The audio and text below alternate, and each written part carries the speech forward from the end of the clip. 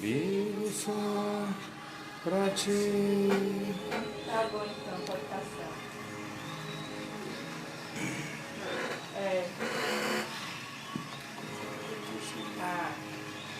Aviva Sertão. 11h39. Apoio Cultural Afogados FM. 87. No Aviva Sertão. Pregação da Palavra. Muito bem, amados ouvintes do Aviva Sertão, estamos agora iniciando o momento da ministração da Palavra de Deus. Eu gostaria de chamar a sua atenção para refletirmos sobre 4 tempestades na Bíblia. Então vamos estar falando sobre tempestades, sua causa e o seu propósito. Eu acredito que Deus irá abençoar grandiosamente sua vida. Vamos usar como texto base Mateus capítulo 8, a partir do versículo 23, que nos diz assim: E entrando ele no barco, seus discípulos o seguiram, e eis que no mar se levantou uma tempestade tão grande que o barco era coberto pelas ondas. Ele, porém, estava dormindo. E os seus discípulos, aproximando-se, o despertaram, dizendo: Senhor, salva-nos, que perecemos. E ele disse-lhes: Por que temeis, homens de pequena fé? Então, levantando-se, repreendeu os ventos e o mar, e seguiu-se uma grande bonança. E aqueles homens se maravilharam, dizendo: Que homem é este, que até os ventos e o mar lhe obedecem? Glórias a Deus. Queridos ouvintes da Palavra de Deus, do Aviva Sertão, nós observamos aqui nesse texto que temos lido uma das tempestades que nós vamos estar falando nesta manhã. Em primeiro lugar, eu quero estar falando sobre a primeira tempestade que vem sobre as nossas vidas, que é a tempestade provocada por nós mesmos. Que tempestade é essa, pastor? É a tempestade que provocamos quando desobedecemos a Deus.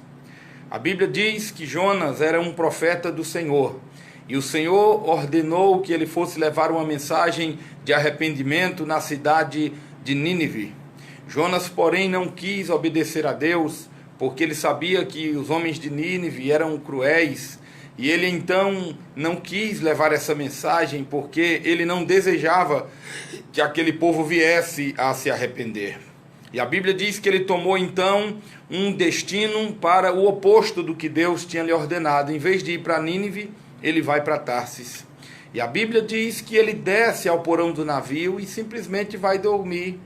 E veio uma grande tempestade sobre aquele navio.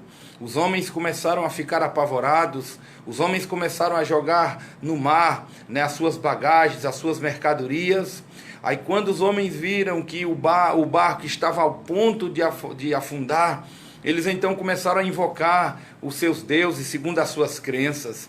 E de repente alguém encontra Jonas lá no porão dormindo e pergunta a Jonas quem ele é, de que povo ele é e o porquê que ele está ali. Aí Jonas então explica que aquela tempestade era causada por ele, porque ele era hebreu, porque ele era profeta do Deus do céu e ele estava em desobediência ao Senhor.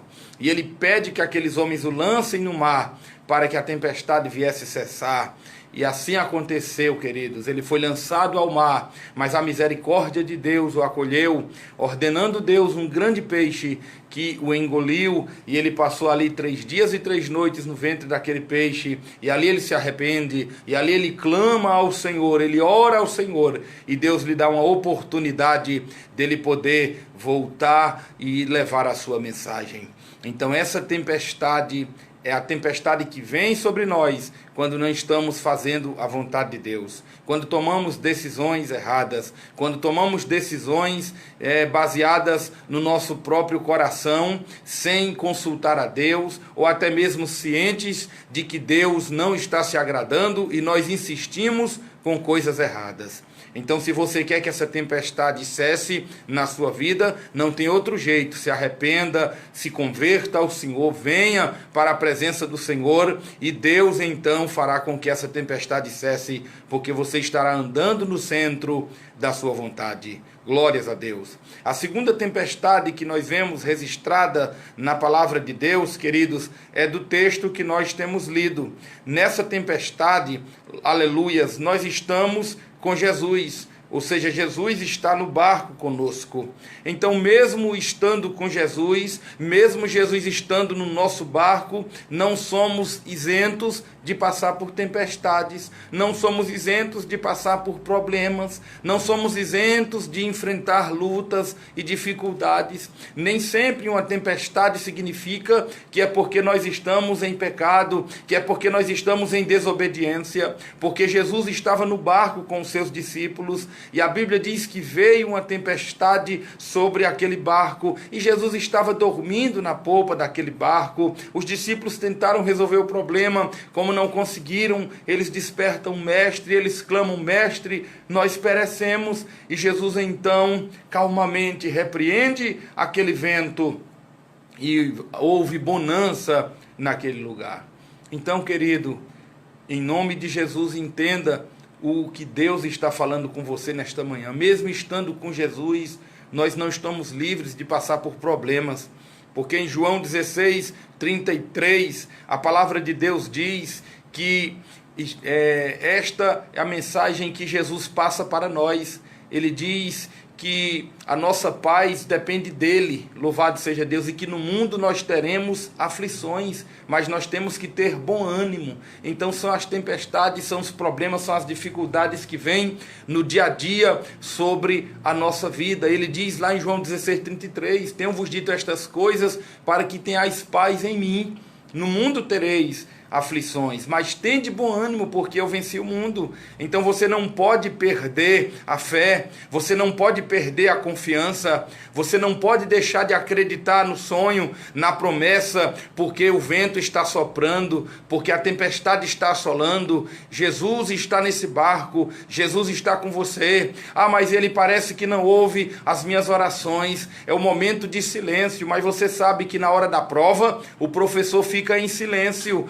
Glórias a Deus. Jesus estava dormindo, humanamente falando, mas como Deus, ele nunca dorme, porque Deus não dorme. Como Deus, ele estava vendo tudo. Como Deus, ele estava querendo justamente ver a atitude dos seus discípulos, porque ele estava naquele barco. Mesmo dormindo, os discípulos tinham que acreditar que aquele barco não afundaria. Por isso que ele os repreende, dizendo: homens de pouca fé. Jesus estava ali. Muitas das vezes você diz: ah, mas Deus não está fazendo nada, parece que Deus está gostando do meu sofrimento, parece que Deus não se importa comigo. E você tem que simplesmente descansar o teu coração nele. Aleluia. Você tem que saber esperar no Senhor, porque se ele não está falando ou se ele não está agindo, não significa que ele não está no controle da situação. É isso mesmo, ele está no controle da situação, e você tem que tão somente descansar o seu coração nele, e pode ter certeza que ele vai agir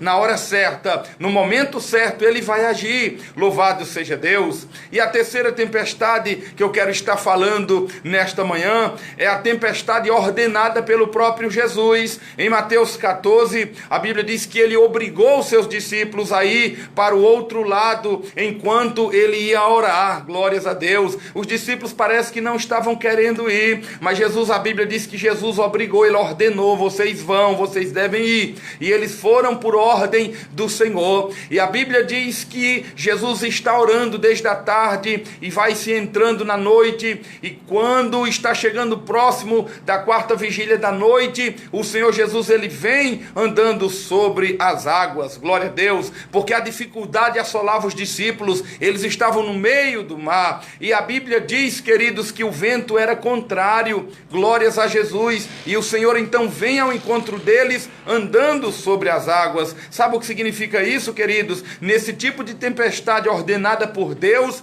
ele quer se revelar a nós, ele quer revelar o seu poder a nós, para que possamos saber quem ele é. Como quando ele recebeu a notícia de que Lázaro estava enfermo, ele não foi imediatamente para curá-lo, mas ele aguardou, ele esperou que Lázaro morresse, ele esperou que Lázaro fosse sepultado, ele esperou que todas as expectativas do homem fossem mortas, para que ele pudesse pudesse então entrar na cena e mostrar que ele não precisa de situação favorável para operar milagre, ele não precisa de possibilidade para operar milagre. Se ele quiser fazer chover em pleno sol causticante, sem nenhuma nuvem no céu, ele faz chover, porque ele é Deus. Então ele chega lá quando não havia mais expectativa nenhuma, e ele diz para Lázaro depois de 4 dias: Lázaro, vem para fora. E ele veio porque Jesus ordenou. Então tem tempestade que ele causa para mostrar a você que ele tem poder, para mostrar a você que ele é Deus na tua vida, para mostrar a você que ele é Deus na tua história, para mostrar a você que ele tem o controle da situação. Louvado seja Deus